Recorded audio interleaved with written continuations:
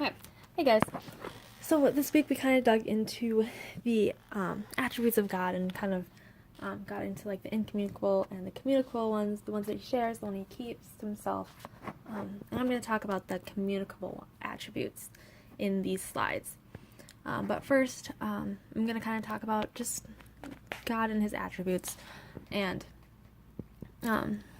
these attributes, these are qualities that God reveals are true about himself.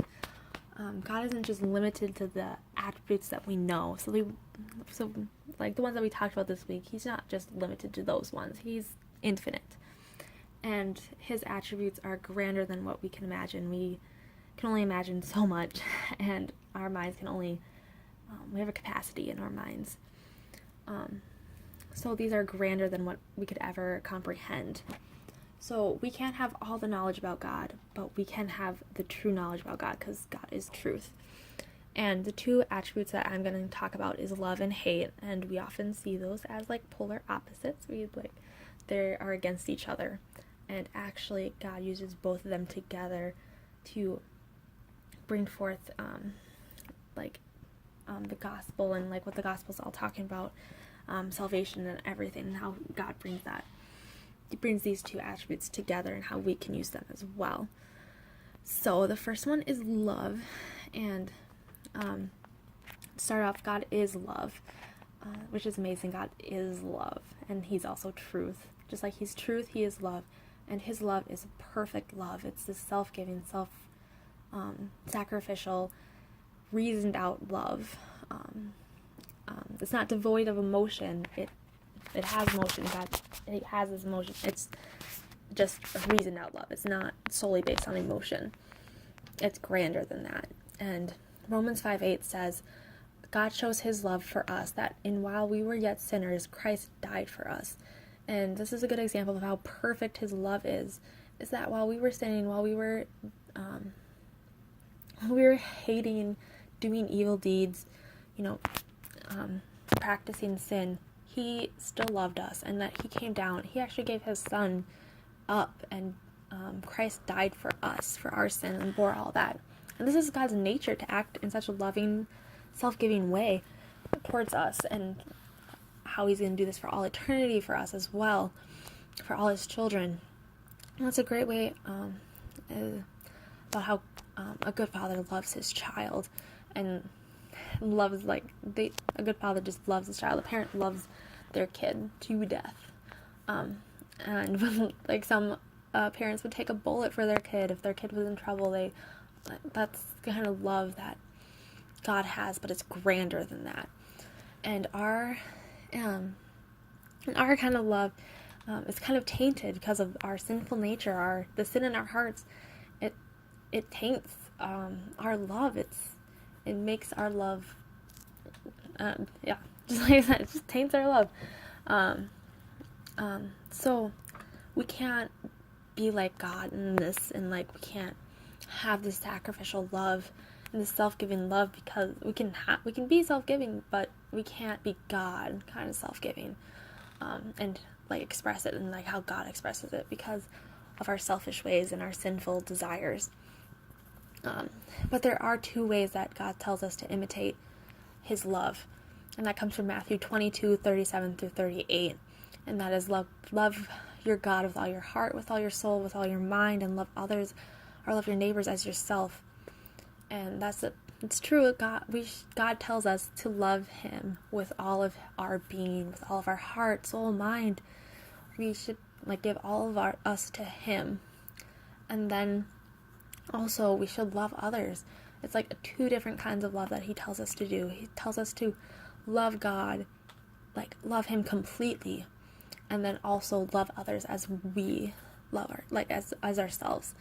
And I think that we can flip that, how sometimes with our selfish desires we can be self-loving or selfish, and we should love others before ourselves. We should love others as ourselves. We should how sometimes we love ourselves in our sinful nature, and we should love others like that.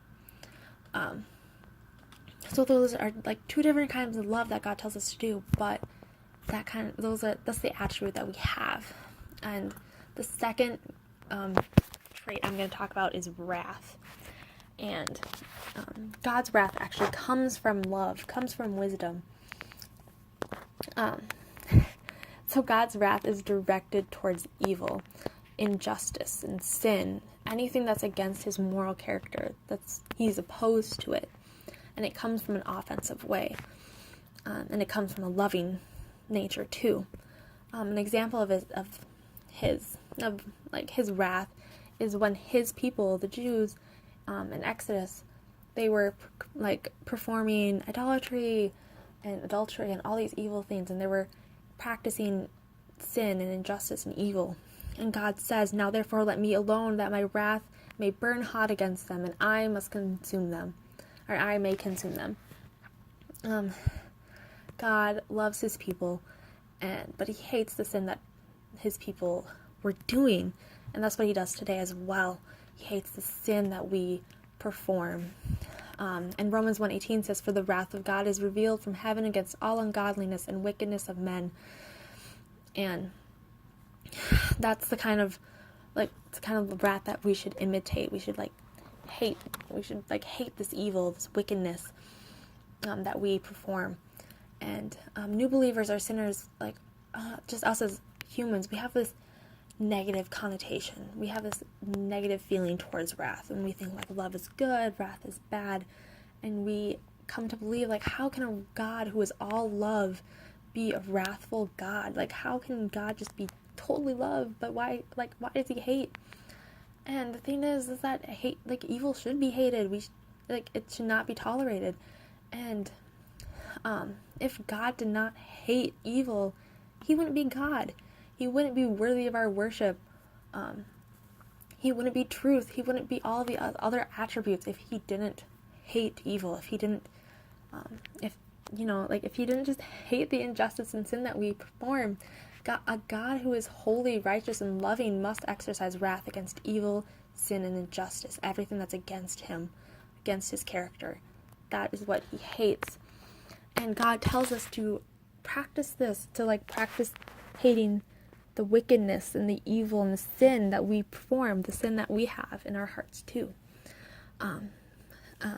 So that is another thing, is that wrath is a virtue, and Hebrews 1:9 says, "You have loved righteousness and hated wickedness." And I'm just gonna say the first part of that is that we have loved righteousness and hated wickedness. We have loved righteousness and hated wickedness.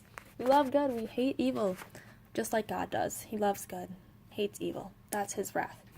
And also, kind of brings me into today in our society, is that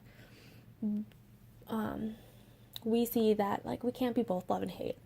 And a good quote that I pulled out from is that we should hate the sin but love the sinner. We should hate the sin and love the sinner. That's what I was saying. And Romans 2:4 says, "With wrath comes patience. God delays the execution of wrath upon evil for the purpose of leading his people to his love." So most people think we should just hate